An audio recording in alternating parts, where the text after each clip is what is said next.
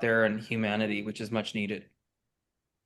Well, thank you for that. And we're just going to jump right in. My name is Cynthia Ruiz, and I am a transformational leader, best-selling author, award-winning professor, a leadership expert, and executive coach. But I'm also a grateful mom and grandmother. I'm Native, Cherokee, and Latina. And so that's a little bit about me. Ivan, introduce yourself, please. Absolutely. So my name is Ivan Estrada. I am the author of Brand with Purpose, and also the TEDx talk, How to Build or Rebuild a Personal Brand. I've been a real estate entrepreneur out here in Los Angeles, recovering CPA, and a transformational leader. And so I'm excited to be here with all of you.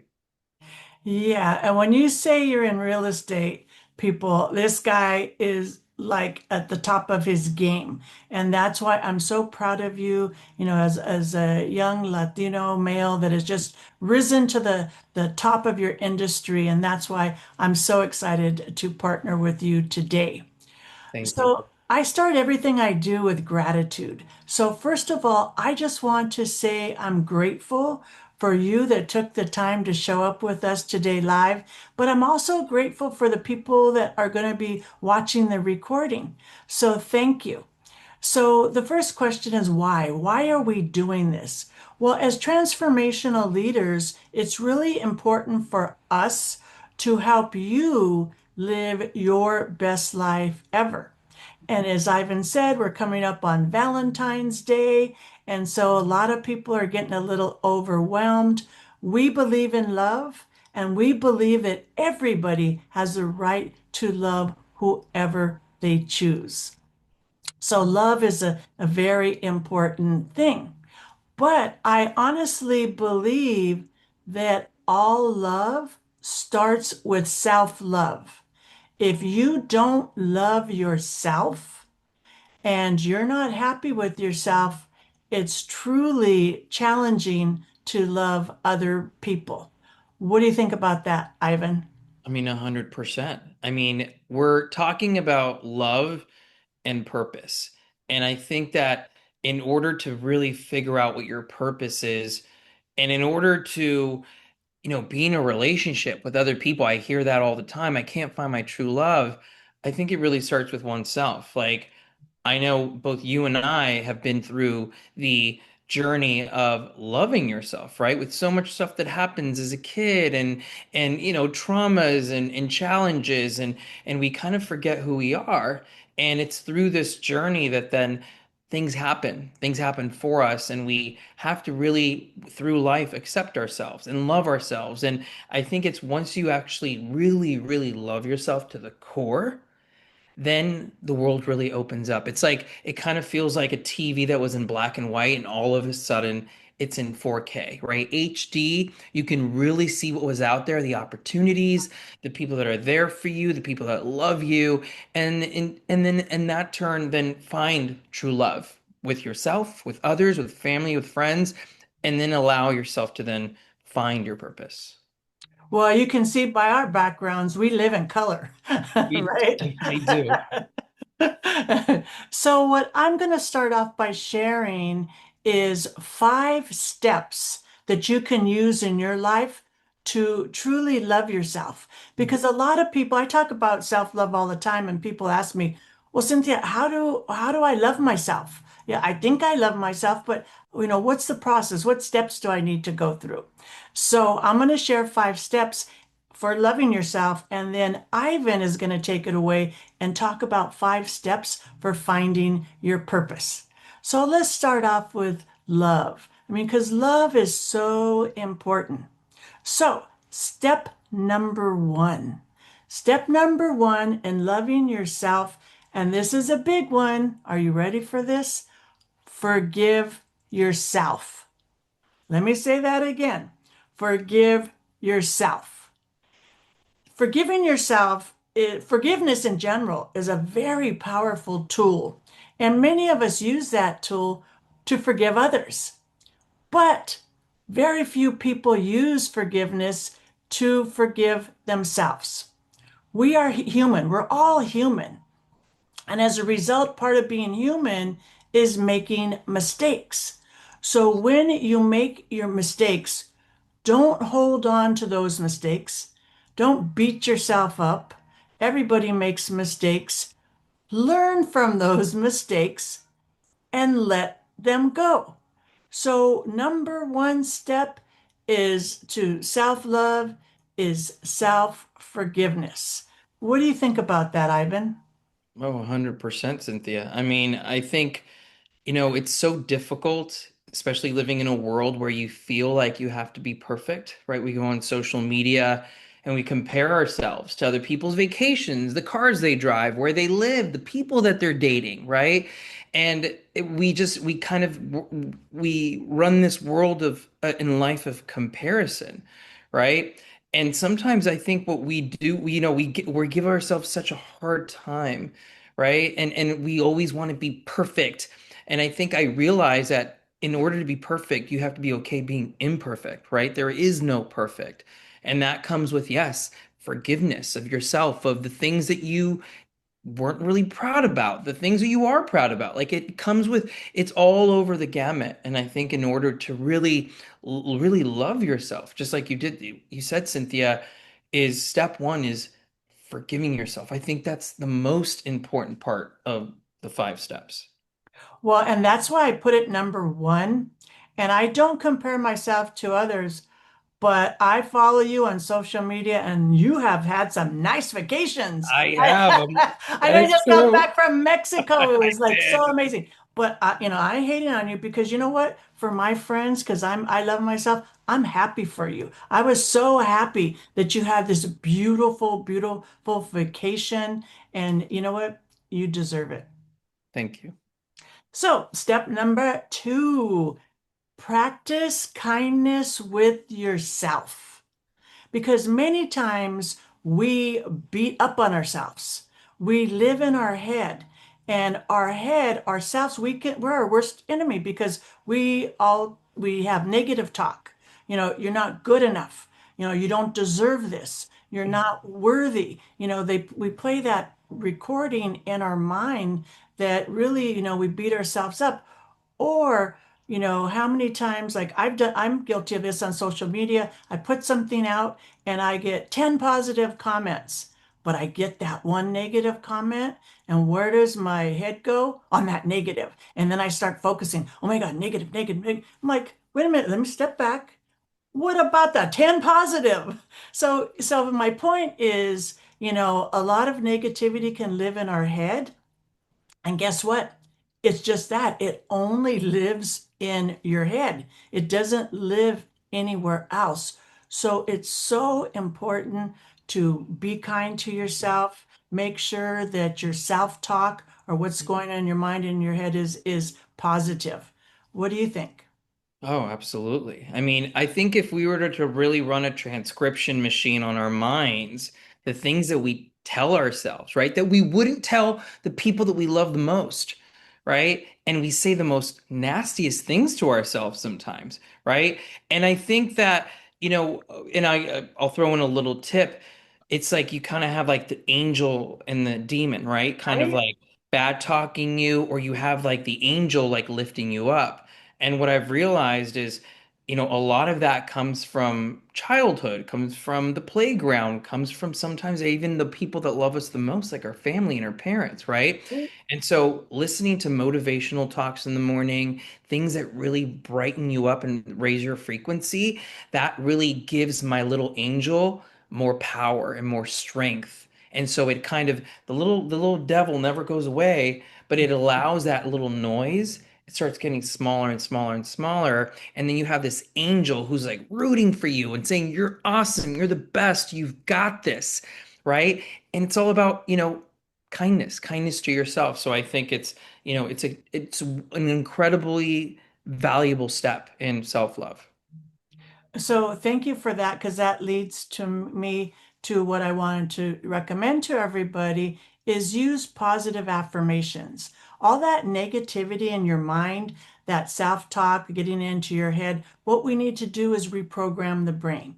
And I recommend using positive affirmations to program your brain. So, in the morning, wake up and say, I am perfect just the way I am. I love myself and I am worthy of greatness. So, whatever that positive affirmations that you want to write in your life or say in your life, I recommend people write them down, tape them, on your refrigerator, where you somewhere on your mirror, wherever you can see them, and really just, reprogram your brain with the positive. Be kind to yourself. It's so, so important. Which takes me to my third recommendation. Step number three is self-care.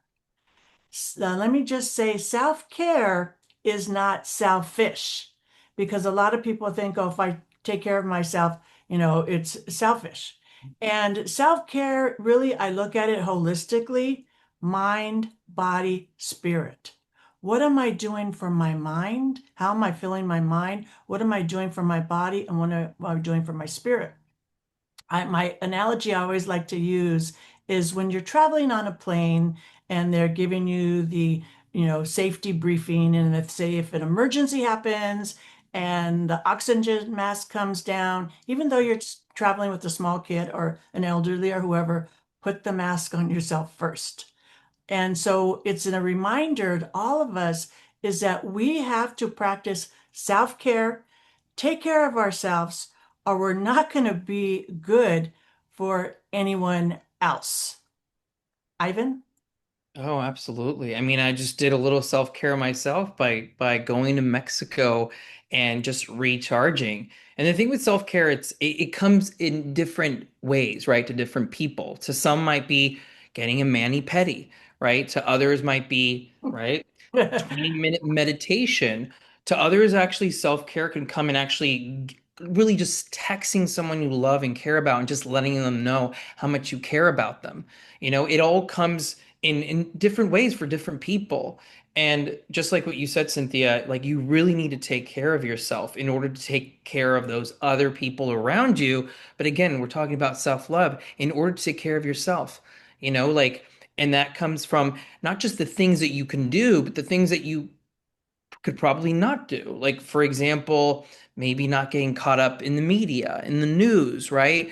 I'm a true believer that, I don't really like watching scary movies. I don't like the state that it puts me in. Or it could be a certain group of people, right? Like, as I've grown older, I've grown apart from a lot of my friends that I always tell them that I love them from afar. But as I'm getting older and I'm starting to really see myself and what I want for myself, sometimes it's best self-care to kind of, remove yourself a little bit from those people. So I think all of us know, I think all of us really truly do know what we need to do for self-care. But sometimes, like what you said, Cynthia, we feel like, well, I feel like I won't give my kids enough time if I go out for a hike and they need me. And, yeah, they may need you, but in order for you to show up fully, right, 100% recharge, you really need to take care of yourself. So I was talking about self-care, mind, body, spirit. It's not just about getting massages, which I love my Mhm. massages, Same, same, but same. really with the mind, it's making sure that I keep my mind active. And so one of the things that I do is I play a game called Lumosity. It's a scientific game Hmm. that really works your mind on attention, on speed, all these different things. I've been doing that for several years, and it really keeps my mind busy. I mean, not my busy mind active, and I always try to learn something new. So, what do you do to for self-care and keep your mind busy, mind active? I mean, personally, I mean, meditation for me has been a godsend because it's allowed me to have pause in my life. And for some reason, after you're doing it for, I want to say a couple of months, because it's just like working out, you're not going to see the results instantly. You have to keep doing it over and over and over again.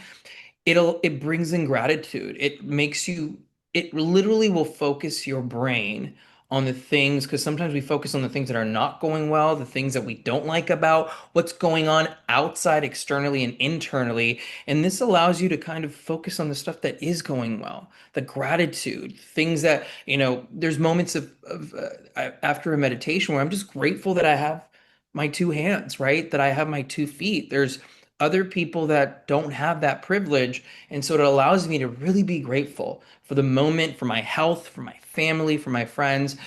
And in other ways, self-care could be talking to someone. I'm a huge believer that sometimes, it's nice to have someone else help us, guiding us through difficult times. Could be a therapist, could be a friend, right? That to me is also another form of self-care. And so I just want to talk about meditation for a minute because it took me a long time to get comfortable with meditation because to me it was counterintuitive because I'm like a go-getter. I'm a Capricorn. I'm like, let's get things done and set goals and go, go, go, go, go. And several years ago, I went on a spiritual vacation. So I spent a week with Deepak Chopra. I spent a weekend with Oprah. I went to go see Dr. Wayne Dyer and all this stuff. And so I started looking around and what's the commonality? So all these very successful people and business people too, like Ray Dalio, who owns one of the largest, I think it's private equity funds. All these people that were very successful, what did they all have in common? Is meditation. And I'm like, wait a minute. I've been chasing all this and chasing all this success, and all I had to do is sit still and be quiet. So it was like, oh, okay. And so I really got into meditation. And at first, it was hard for me because I'd sit down and then I'd be like, my list of things to do. I hear the dog barking. And so now I'm at a point where I can really just get into a meditative state. And for me, I like to say prayer is talking to God and meditation is listening. So I get a lot of messages when Mhm. I meditate. So thank you for that because that's definitely part of my self-care routine. So should we go on to step number 4? Or, Okay, so you kind of touched upon this a little bit. So, what step number 4 for me is release your emotional baggage. Release your emotional baggage. So, the first question that comes up, what is emotional baggage? Well, what I like to say is when you're born and you're a baby, we all kind of have a fresh start and that throughout life we have experiences. The good experiences create memories, and the bad experiences create emotional baggage. Emotional baggage is different for everyone.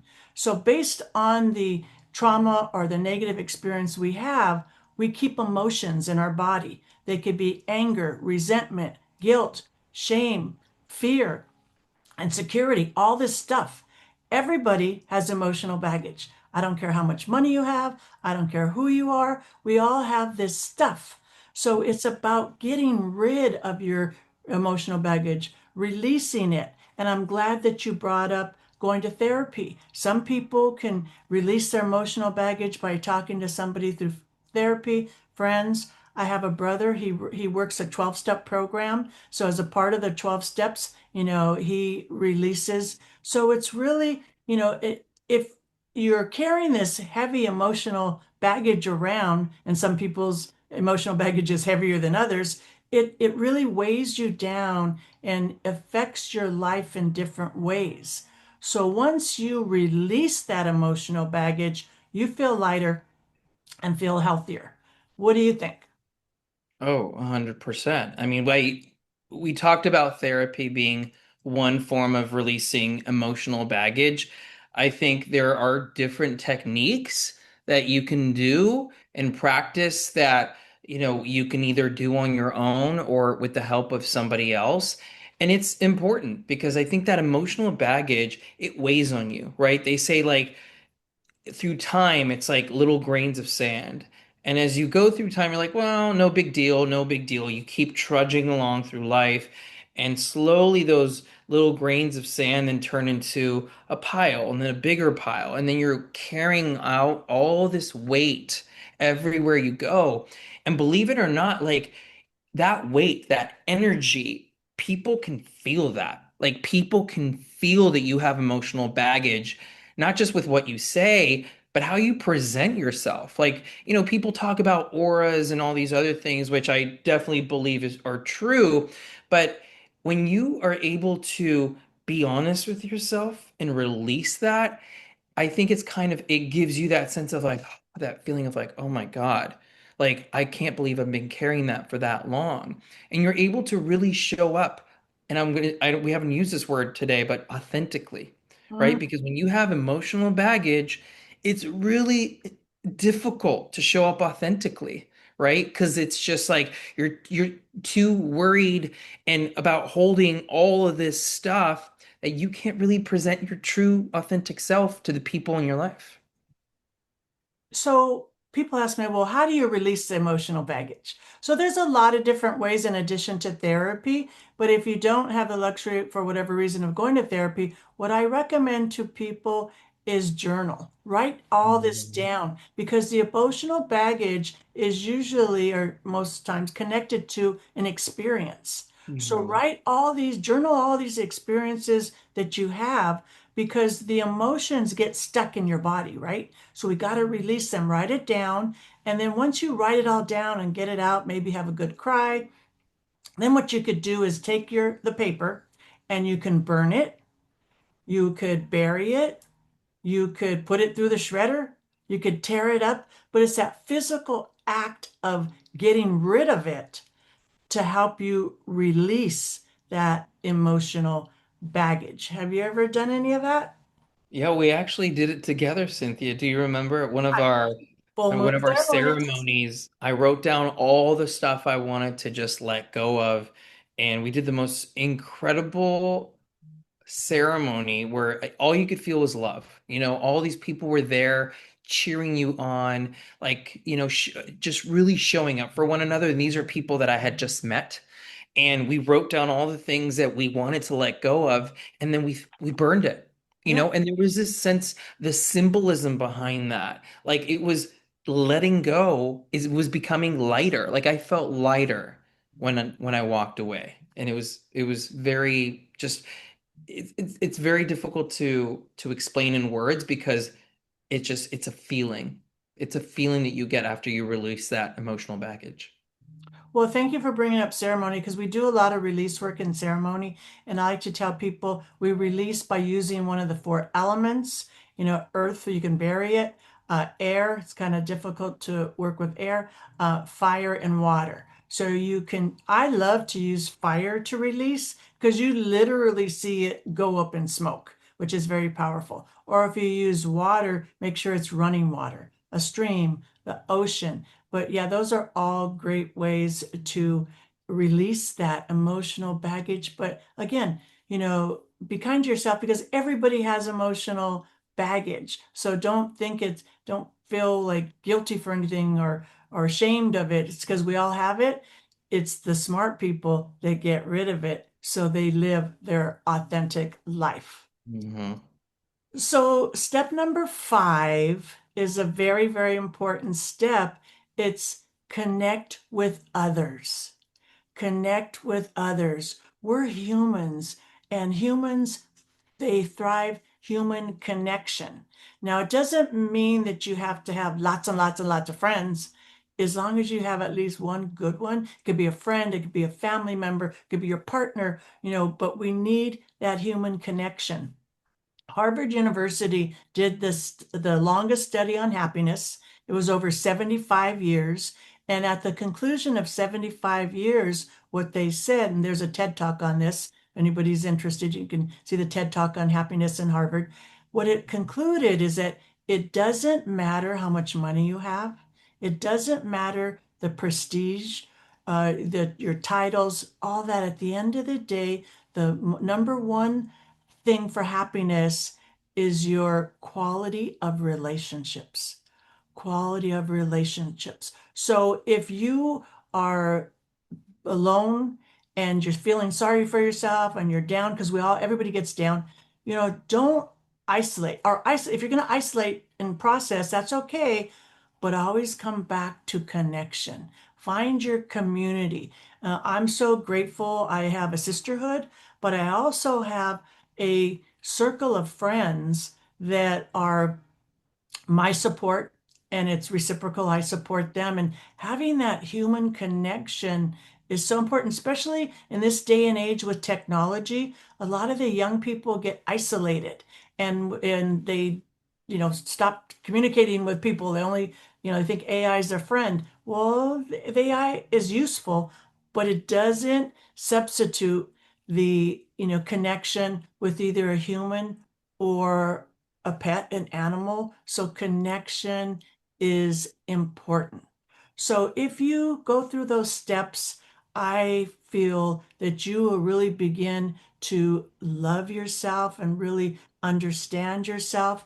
So I want everybody to sit down with both feet on the ground for a minute, and I'm going to have you repeat after me.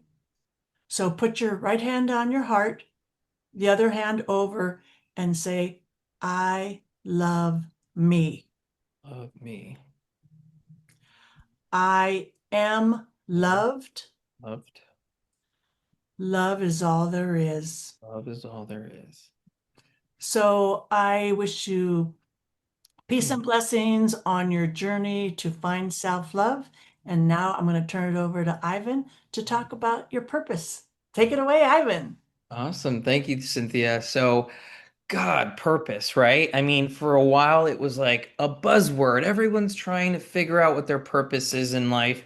And I have always been fascinated with the brain and psychology. And finding your purpose has been something that is super exciting for people.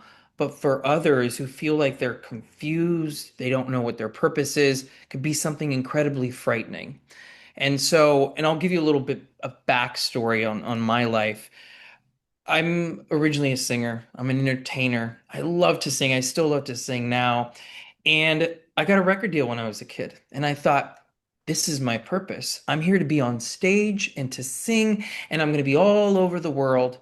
And by the age of 17, unfortunately, something happened that completely disintegrated that dream. And there went my purpose. I thought, well, now what? What am I supposed to do? And as I went through life trying to figure things out, I wasn't practicing self-love. I didn't think I felt like my purpose had already, it was gone. I had an opportunity and now my purpose had disintegrated and now I have no purpose. I'm just here to live and work and and that's pretty much it. And unfortunately that led me down a journey of alcohol addiction. We talked about the 12-step program, which I am happily, and I tell people all the time, I'm a member of that program. That program taught me self-love, and it helped me really uncover my purpose. And so I'm going to go over 5 steps that I feel are very important.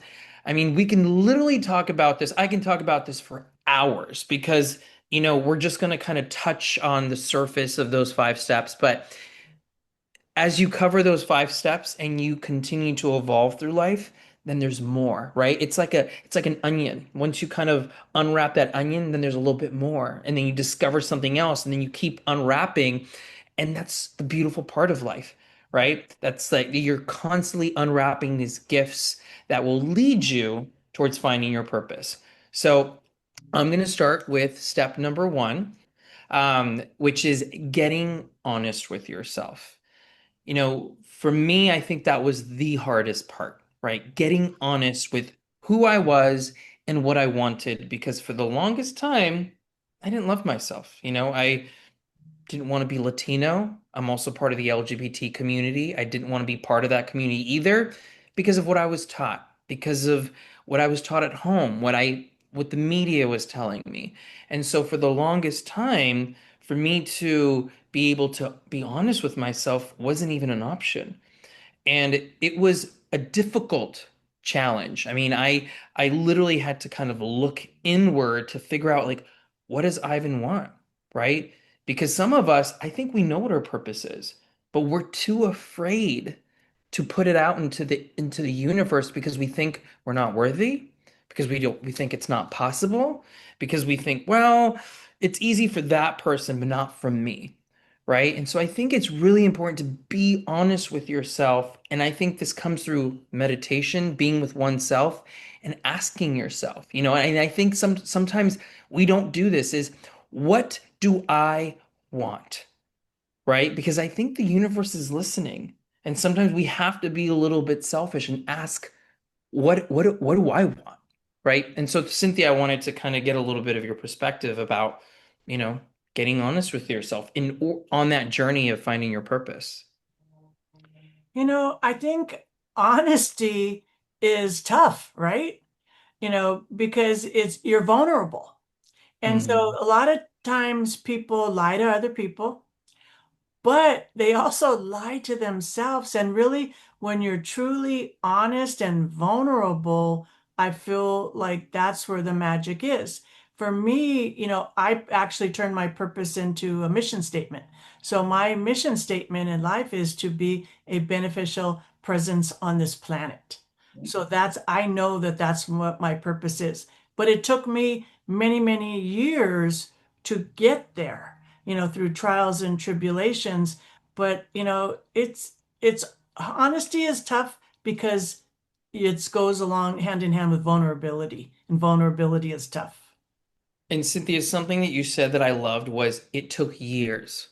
Right? We live in a day and age where we push a button and we get what we want in the mail within 24 hours, if not less, right? We live in this Amazon world.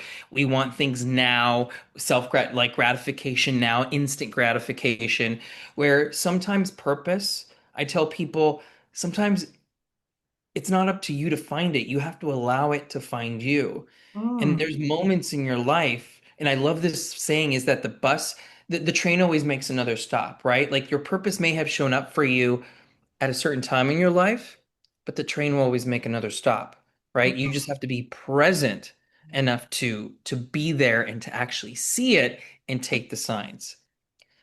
So now we'll go to step number two, which for me is a very powerful, very, very powerful part of finding your purpose, and that's turning your pain into fuel, right? Right? Sometimes I know, right? It's one of those things where we don't like pain, right? When things don't go our way, we get upset. When things don't go according to plan, we get pissed off, right? And that's just like minor things. But in life, we go through certain challenges, certain things that happen, and of course, I used to say this all the time, and I don't know if you can relate, Cynthia, was like, why is this happening to me? Why me? And as you progress through life and you start looking backwards, like you realize, and this was a beautiful saying, I forgot who said it. This is something that I adopted at my late 20s was things aren't happening to you, they're happening for you. And as I was going down the journey of finding my purpose, all of these challenges that have happened in my life had a purpose.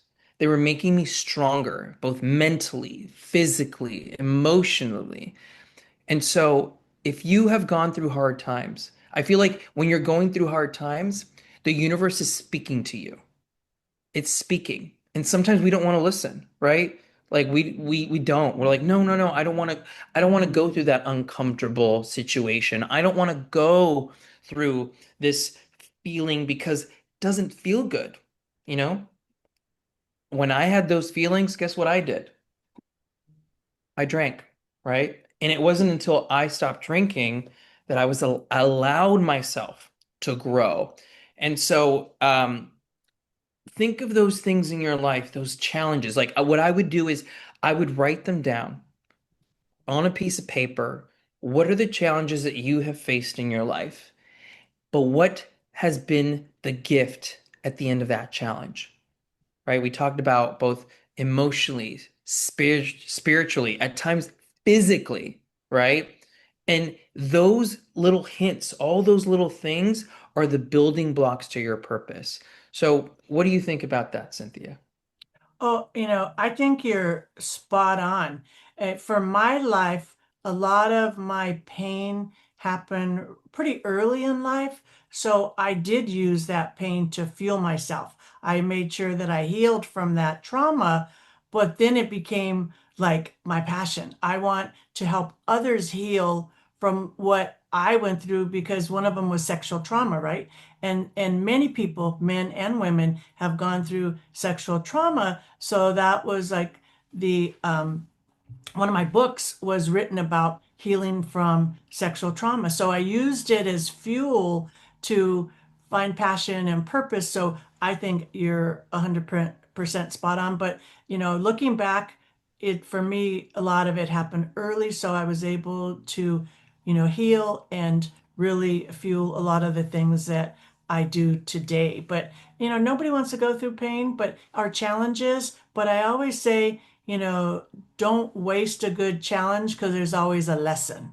So I look, okay, I went through this challenge. It wasn't easy, it wasn't fun, but what lesson was I supposed to learn? Yeah. And what you just said, Cynthia, was like it was a change in perspective, right? Because then it's life, right? Like sometimes life is great. Everything is going our way. We're getting that promotion at work. We find the love of our lives. We're healthy. And then all of a sudden, something happens, right? Something happens at home, or we get fired from our dream job, or something else happens, like we lose a loved one. And then it kind of throws everything out of whack. And I think it's a yes, we have to go through traumas and challenges in order to really grow from them, but also in understanding and finding your purpose is that this is life, right? Sometimes this is part of the evolution of life and understanding, just like the good and the bad. It's like an orchestra, right? They're all different notes, and you can't have one of the same notes that just keeps playing over and over and over again, or else you wouldn't have a symphony, right? You have to have the slow piano, and then the violin, and the cello comes in with the vibrato, and all of that is what creates life, right? The beauty of life, of when times are tough and being of acceptance and also growth mindset. And how is this helping me grow?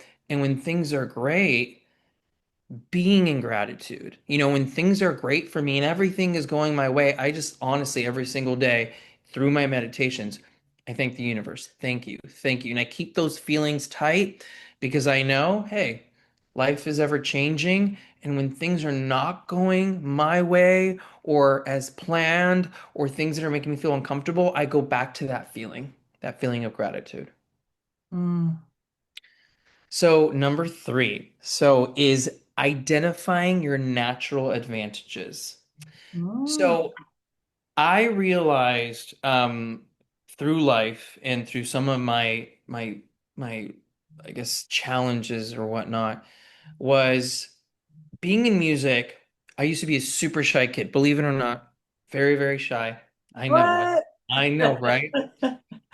But when I was in the music world and performing on stage, it taught me to be on stage, and it taught me to be able to emotionally connect with people. And remember what I said, that when that dream faded away, I thought, wow, what was that whole what was that? Why did that happen? Like that was my purpose and now it's gone.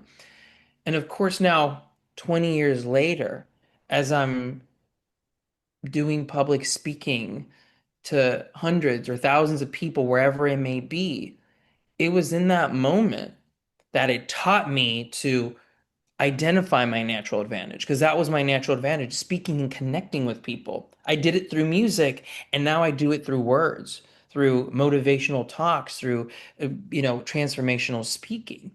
And I think for all of us, finding our purpose is really identifying, like, what are you good at?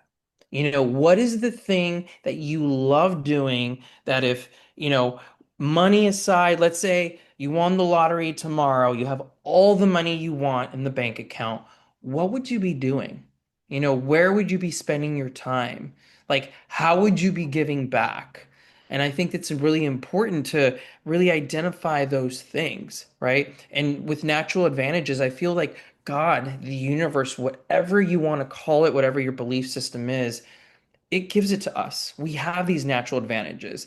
I mean, when you think of some of these pianists who are 6 years old, just like going at it, I mean, that's a gift. That's a God-given gift that I don't have, right? Some of us are artists. Some of us are incredible writers, right? Some of us are incredible, and it could be completely different. Like for example, and I'll give this short example was, we were talking about purpose. I was having this conversation with my sister, right? And I know what my purpose is. It took me a long time to figure it out, but through time I was able to find out. And I asked my sister, like, what is your purpose? And she's like, easy, to be the best mom that I can to Luca and Elio. Mm. That's my purpose.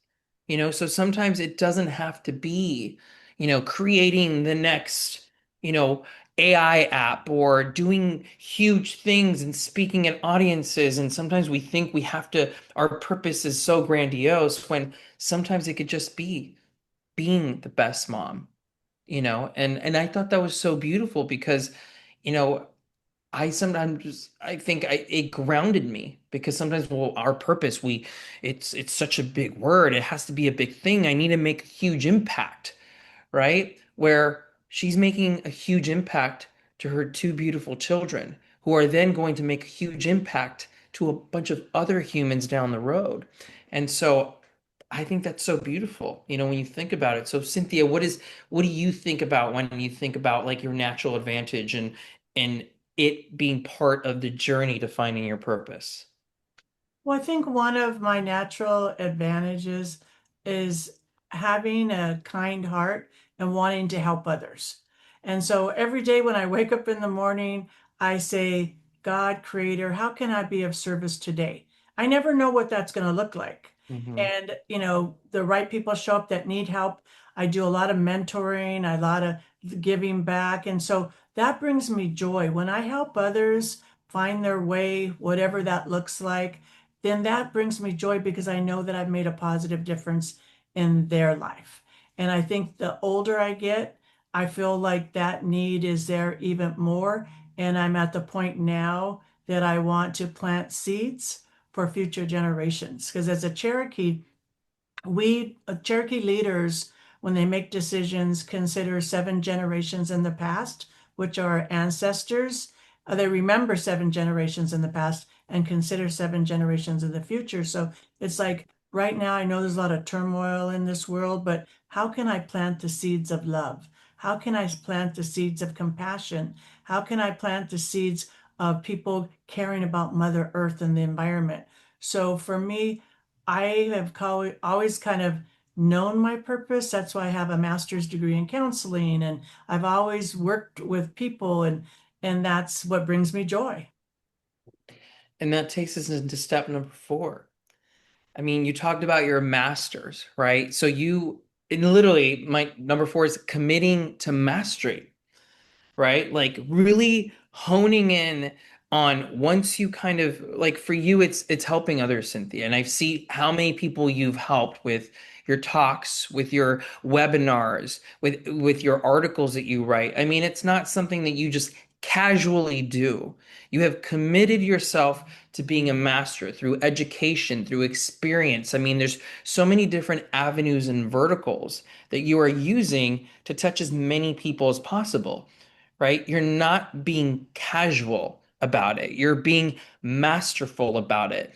And it doesn't have to be, even though it's incredible that some people do, like getting a master's or a doctorate. Yes, that could be part of it. But having mastery in something that you're really passionate about could be, from continuing education to attending seminars to reading books to doing things that are helping you contribute to the purpose that you were put on this planet to do. Or Um, apprenticeship, studying under a master, right? Somebody exactly. being mentored by somebody that you really look up to. So there's a lot of different layers. You're right. I mean, even though you have a master's from USC, it's not all about formal education. There's a lot of No. different life lessons that you can get from many people. Life lessons, experiences, and I think it's one of those things where actually from my program yesterday was, having the beginner mindset, at all times with everything that you do in your life. Because once we think we are experts, then we close ourselves off from new information, from new perspectives, from new ideas. And so keeping that beginner's mindset is incredibly important towards committing yourself to mastery. And I feel like that it's an ongoing thing. It's never, well, because, and I'll give you my perspective. When I was going through college and my education and guiding myself through my purpose, I thought, well, I'm just going to finish college and kind of that's it, right? There's an end point. And you realize shortly after that, that's not nowhere near the end point. I think your end point is the moment you croak and it's over, right? Like it's a constant evolution of mastery. And as times change, as technology changes, like Cynthia and I were discussing AI, right? Like how AI is being integrated into transformational, speaking, like using all these different tools that we are given to amplify the effect that we have, because there's all these incredible technologies that my mom used to say this all the time, don't allow the technology to use you, use it, right? So we are in a time where constant mastery is happening more than ever, and we're constantly having to evolve. And I feel at a much faster pace than we used to in order to be able to kind of commit ourselves to that mastery. And now step number five. And honestly, there could be like, I think 100 steps, but I think this one would be a really good one to kind of wrap a bow around this conversation, which is align your life with your future you, right? Like, which I think is huge, right? Like, for example, my future me is I wrote this book, Brand with Purpose, because I wanted to help as many people as I could to help them find their purpose.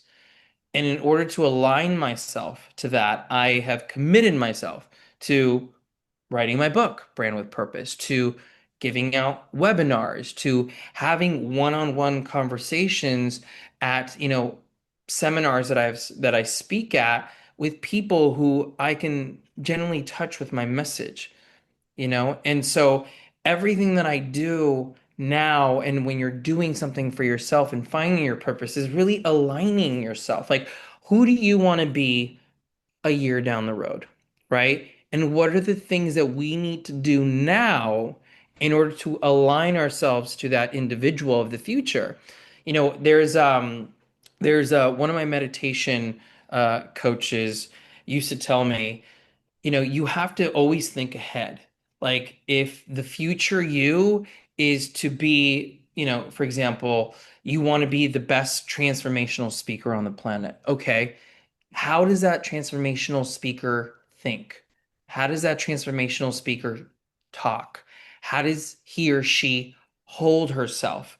Right? What are the things that she's thinking about? Like literally, it got so granular where you're able to really manifest that future you by already being that future you now, right? Because sometimes we're like, well, you know, I really want to be that future self, but I'm gonna have to do this, this, this, and that, which, yeah, there's sacrifice, there's work, but like we had talked about in the at the beginning of our webinar was, there's all these little steps that we have to make, right? A lot beginning with self-love, right? Most important, and making our way through that in order to find that future self. Cynthia, I would love to hear your feedback. You always seem like you're a step ahead, right? Like you can kind of see into the future of what Cynthia, who she is a year down the road, 5 years down the road. I mean, people call this manifestation, but you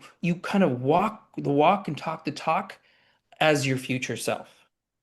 Well, I think you're spot on. And as people may or may not know, I've now authored a total of 5 books. But my very first book, I was like, holy crap, wow, I don't even know what I'm doing. One of my friends said, hey, you have a unique perspective. You should write a book. And I'm like, well, I don't know about that. And that night I meditated, went home, went to sleep. Next morning, I had Finding Sane Relationships in a Crazy World. I had the title and the outline. So then what I did is like, okay, I guess I'm doing this. So I used to write down, I'm an author. I'm an author. I'm an author. I wasn't an author yet, but I kept writing it down because I had to convince myself that the future self was there as an author. And so now in hindsight, looking like, hey, yeah, I did 5 books, but it was like I had to believe it and convince my then self that that's what I was. So yes, it works, and you're spot on. And now, fast forward, here I am with 5 books.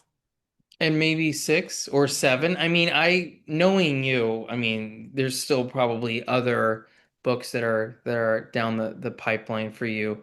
But because you really have manifested that through your, like, you know who your future self is, and you know the things that you need to do in order to become that woman, become that author, become that thought leader, become that transformational speaker.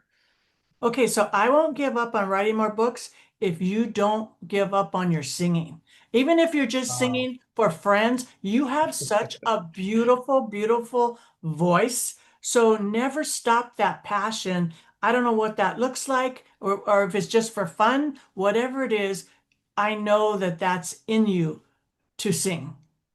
Yeah, well, thank you. I mean, I do love it. It's one of my creative outlets. It's, through music, which I always knew. Like for me, music speaks to me. It speaks to my like subconscious. Like when I listen to music, I literally, just like you said, Cynthia, I think it's a form of meditation for me where I got the title of my book, Brand with Purpose, and slowly when I was writing, listening to music, it literally, I was just typing and typing, like it was just going, right? Like I kind of felt like the universe was like just beaming information into my head, down into my hands, and onto my computer, right? Through a divine that I can't even explain, right? And so, but all of that came from, the 5 steps that I just talked about. But most importantly, I feel like it always goes back to the beginning, which is really loving yourself. Because I think it's got to be written somewhere in some temple and pyramid or somewhere in Egypt where, in order to really fulfill and find your purpose, you really have to love yourself, right? And I remember who used to say this, like, you got to love yourself. If you can't love yourself, how are you going to love somebody else? Like, I don't know. It was one talk show host who used to say that. I don't know who it was. It's not coming. Yeah, I don't know. I But don't. let's recap for the audience. So, 5 steps for self-love: forgive yourself, practice kindness with yourself, develop a self-care routine, release your emotional baggage, and connect with others. What are the 5 steps to find your purpose? It was getting honest with yourself, using pain as fuel. Number 2. Third one was identifying your natural advantages. Number 4 was committing to mastery. And last but not least, it was aligning your life with the future you. So there will be a recording of this. I'll put it on my YouTube channel, Cynthia M. Ruiz. So Ivan, how do people connect with you? How do they, get in touch with you? Well, they can get in touch with me through my website, ivanestrada.com, or there's also my new TikTok, Live with Purpose by Ivan, I just started that not too long ago. So I've been creating a lot of content there, and it's been really fun and exciting to see all the engagement. So it's been a blast. So is TikTok, are you on Instagram? Are you on LinkedIn or anything else? I am on LinkedIn as well, Ivan Estrada. On in Facebook, Ivan Estrada as well, and then Instagram. There's my Ivan Estrada Properties page, which is my real estate page. But you can also find me there as well. Well, as we get ready to close out, Ivan, I just want to thank you for your partnership. I truly love you as a friend, as a person. I want to wish everybody a happy Valentine's, whether you're in the relationship or not in the relationship, because love comes in a lot of different shapes and forms. So find something or someone, including yourself, to love this weekend. Any closing thoughts, Ivan? Oh, absolutely. Like happy Valentine's Day. We talked about self-care. So if you're in a relationship or not, do something for yourself, something that you enjoy, just like Cynthia, a mani-pedi, a walk, playing with your dog, or even doing for some, surprising your significant other with a nice handwritten card, just telling them or her how much you care. So happy Valentine's Day. And I hope that, there was at least one little nugget that you're able to take away that will help you get towards self-love or finding your purpose. Yes, thank you so much for that and sending everybody blessings. And again, thank you so much. So we